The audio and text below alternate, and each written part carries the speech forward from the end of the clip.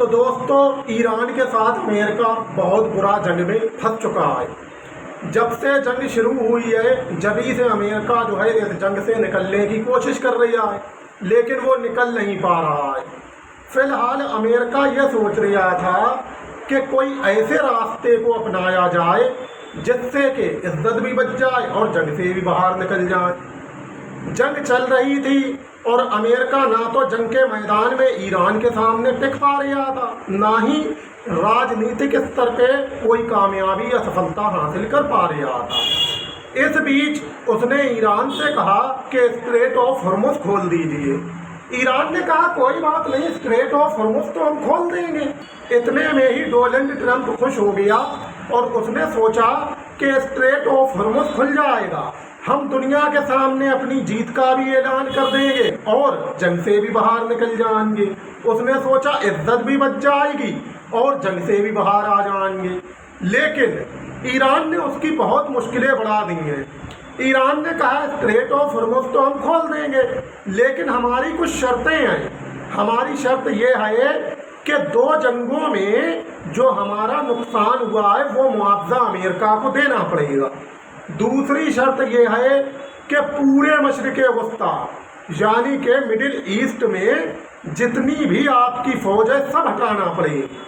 تیسری شرط یہ ہے کہ آپ یہ لکھت میں دیو گے کہ دوبارہ تم پہ کبھی بھوش میں حملہ نہیں ہوئے گا اور ساری پابندیاں ہٹائی جائیں گی۔ تمام اس طرح کی پابندیوں کے بارے میں ایران نے بات کہی اور وہیں یہ بھی کہا کہ آپ خود یہ اعلان کرو گے کہ اسٹریٹ آف ہرمز ایران کا ہے اور ایران ہی اپنے طور طریقوں سے چلائے گا۔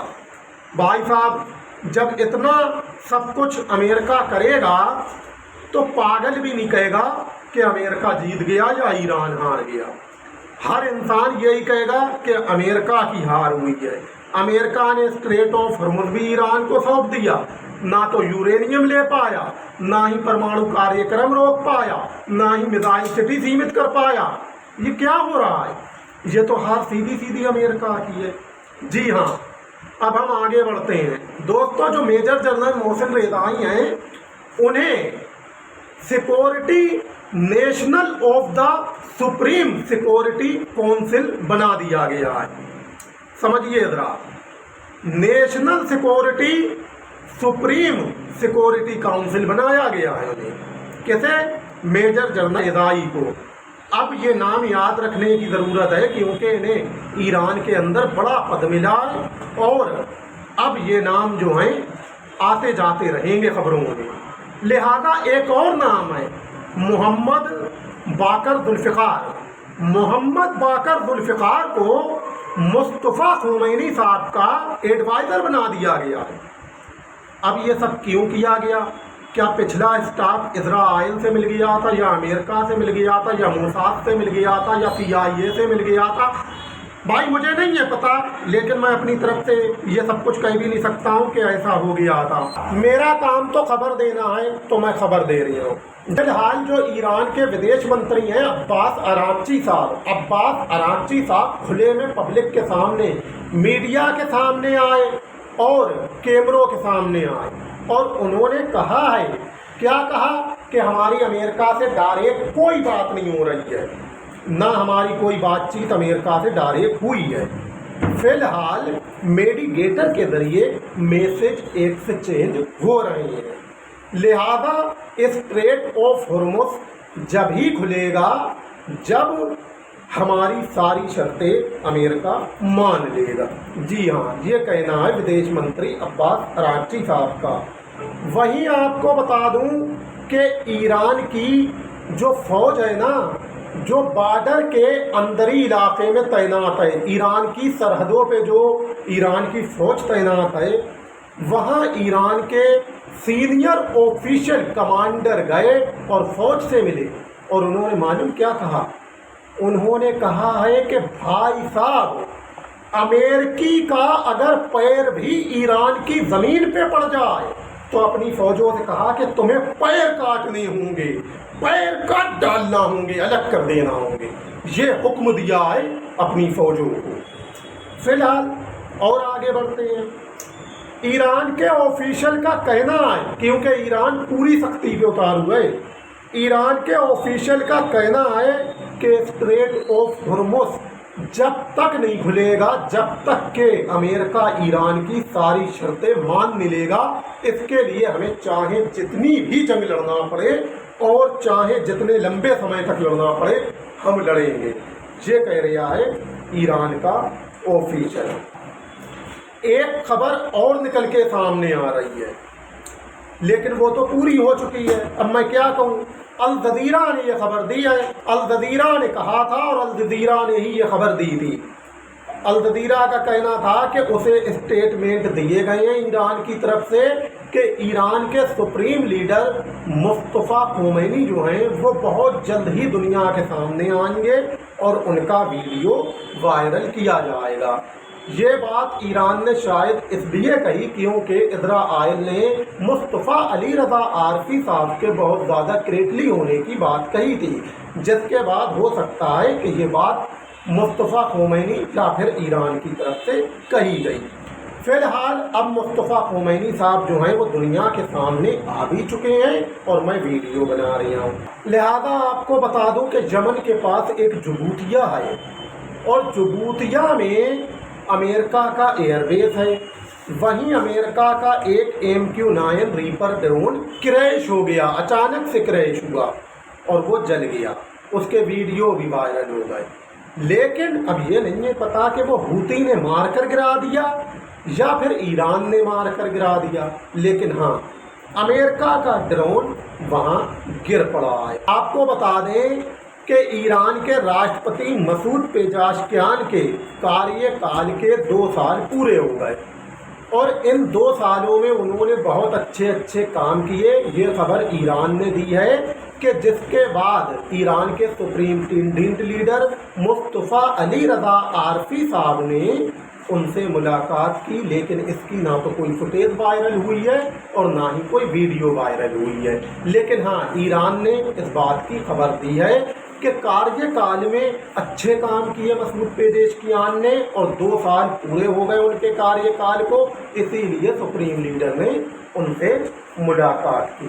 जी हाँ, कि अमेरिका की ही जो पेंटागन है, पेंटागन ने अमेरिकन ही कंपनियों पे दबाव बनाया और अमेरिकन कंपनियों से मालूम क्या कहा, ये कहा है कि पैसे और ज़्यादा ले लो, जितने चाहो ले लो, लेकिन हथियार जल्दी तेज़ी के साथ बनाओ। यानी कि अमेरिका की भटके हाथ में आ गई है, उसके पास हथियार ख़त्म हो चुके हैं। और आपको बता दूं कि ईरान जो है वो फुल फॉर्म में है और उसके हथियारों के जो भंडार हैं वो भरे हुए हैं। लिहाजा आपको बता दें कि ईरान ने सैटेलाइट में भी तरक्की हासिल की है। ईरान ने सैटेलाइट के माध्यम से टारगेट को एग्जैक्टली एकदम हिट करना और टारगेट करना और टारगेट को लॉक करना, यह सब कुछ ईरान को मिल चुका है। और फिर हमले सटीक करना और दुश्मन के ठिकानों को तबाह करने के बाद उसकी इमेज जो है साफ हाई क्वालिटी में वायरल करना और ये दिखाना कि कहाँ कहाँ कितनी तबाही हुई है। बहरीन से लेके कुवैत तक, कुवैत से जॉर्डन तक, जॉर्डन से लेके कतर तक और कतर से यूएई तक, यूएई से सीरिया तक और सीरिया से इराक तक, तमाम फुटेज ईरान ने हाई क्वालिटी में वायरल की है, जिसमें अमेरिकी एयरबेस जले पड़े हैं बिल्कुल, और वो रिपेयर भी अमेरिका नहीं कर रहा है, उन्हें छोड़ के भाग रहा है। यानी कि मिडिल ईस्ट अब अमेरिका खाली कर रहा है। ईरान ने कहा है कि भाई साहब स्ट्रेट ऑफ हॉर्मुज़ कब खुलेगा इसका कोई पता नहीं है और खुलेगा भी या नहीं खुलेगा। स्ट्रेट ऑफ हॉर्मुज़ हमारा है और हमारी ही मर्जी से खुलेगा। ईरान के राष्ट्रपति मसूद पेज़ेशकियान कहते हैं कि हम बहुत जल्द ही एक नया रूट खोज रहे हैं स्ट्रेट ऑफ हॉर्मुज़ में और उसका ऐलान करने वाले हैं। नए रूट का ऐलान करने वाले हैं जो स्ट्रेट ऑफ हॉर्मुज़ में नया रूट शुरू होएगा। इसके आगे मसूद पेज़ेशकियान ये भी कहते हैं कि भाई साहब जब हमले हो रहे थे और जंग शुरू थी तो दुश्मन ने हमारे ईरान के अंदर चौकियों पे हमले किए, पुलिस स्टेशनों पे हमले किए, थानों पे हमले किए, जबकि पुलिस जंग नहीं लड़ रही थी। पुलिस तो ईरान के अंदर के माहौल को संभाल रही थी, कहीं अराजकता ना फैल जाए, कहीं राजनी ना होने लगे, कहीं लूटमार ना होने लगे, कहीं घरों में डकैतियाँ ना पड़ने लगे, कहीं घरों में चोरी ना होने लगे, कहीं एक दूसरे को लोग लूटने ना लगे। पुलिस ये सब सावधानी बरत रही थी और जंग तो हमारी फौज लड़ रही थी। लेकिन दुश्मनों ने, अमेरिका और इजराइल ने हमारे पुलिस स्टेशनों पे हमले किए, चौकियों पे हमले किए, जिससे कि हमारे देश में अराजकता फैल जाए और जिन ग्रुपों को ये फंडिंग करते हैं, पैसा देते हैं, वो लोग प्रोटेस्ट करें और ईरान के अंदर शोर मचाएं। इसलिए हमारे पुलिस स्टेशनों को टारगेट किया गया। दुश्मन ईरान को टुकड़ों में बांटना चाहता था, लेकिन ऐसा हुआ नहीं। ये मसूद पेजेशकियान ने कहा है। फिलहाल फट तो इजराइल की भी बहुत लंबी करके गई है। इजराइल की इतनी लंबी फट गई है कि अब सिल भी नहीं रही है। इजराइल ने कहा है कि हम $1 बिलियन खर्चा करेंगे हथियारों में, यानी कि $1 बिलियन के या तो हथियार खरीदेंगे या हथियार बनाएंगे। ये कहना है इजराइल का। लेकिन अब आप समझ लीजिए कि जब ये हथियार $1 बिलियन के खरीदेगा या बनाएगा, तो इसका मतलब हथियार तो इजराइल के कने भी ख़त्म हो चुके हैं। और अमेरिका की पेंटागन जो है वो पहले ही से दबाव बना रही है अमेरिकन कंपनियों पे कि हथियार जल्दी जल्दी बनाओ, पैसों की ज़रूरत हो तो पैसे और ले लो, जितने चाहो ले लो, लेकिन हथियार तेज़ी से बनाओ। तो इसका मतलब अमेरिका कने भी ख़त्म है और इजराइल कने भी ख़त्म है। तो फटी तो दोनों ही की पड़ी है। अब सीए कौन किसकी, क्योंकि वो दोनों ही घायल हैं। फिलहाल ईरान जो है, ईरान के पास हथियारों के भंडार फुल हैं, हथियार भरपूर मात्रा में हैं इंशाअल्लाह, और ईरान इस बार अमेरिका को मशरिक़ वस्ता से बाहर कर सकता है। लिहाजा अमेरिका ने ये देखा कि हम ईरान से लड़ नहीं पाएंगे, जीत नहीं पाएंगे, ईरान के सामने टिक नहीं पाएंगे, तो वो सऊदी अरब का डिफेंस के बहाने खूब रुपया लिया करता था। और सऊदी अरब में जो उसकी फ़ौज तैनात थी, 1000 फौजी हों, 2000 हों, यानी कि एक एक फ़ौजी के 10-10 लाख रुपए महीना सैलरी ले रहा होएगा सऊदी अरब से, जबकि फ़ौजी को देता होएगा 1 लाख रुपए महीना और 9 लाख रुपए खुद रख लेता होएगा। एक फ़ौजी के 10 लाख रुपए महीना सैलरी ले रहा होएगा, यानी कि जहाँ 1000 फौजी तैनात हो वहाँ 10 अरब रुपए ले रहा होएगा महीने के। अब जनाब होएगा ये कि 1 लाख रुपए महीना देता होएगा फौजियों को, तो 1 अरब बांट देता होएगा, 9 अरब रख देता होएगा खुद ही। ये सब कर रहा था अमेरिका, और अमेरिका अरब मुल्कों को ठग रहा था, डिफेंस के बहाने लूट रहा था। सऊदी अरब को, कतर को, बहरीन को, जॉर्डन को, इन्हें सबको लूट रहा था। लेकिन अब वो ये देख रहा है कि मुझे तो भागना ही है सऊदी अरब से, तो मशरिक़ वस्ता में मेरी सब कमाई ख़त्म हो जाएगी। तो उसने सोचा क्यों ना ईरान को तुर्की और पाकिस्तान सऊदी अरब से लड़ा दिया जाए, जिससे कि तुर्की पाकिस्तान सऊदी अरब ईरान से लड़ेंगे 10-5 साल या 20 साल, तो फिर ईरान के हथियार ख़त्म हो जाएंगे। इधर मैं हथियारों का स्टॉक करता रहूँगा और फिर आखिर में मैं भी ईरान पे हमला कर दूँगा सऊदी का डिफेंस करने के बहाने, और फिर से अपनी बादशाहत कायम कर लूँगा। ये उसकी सियासत और सोच है।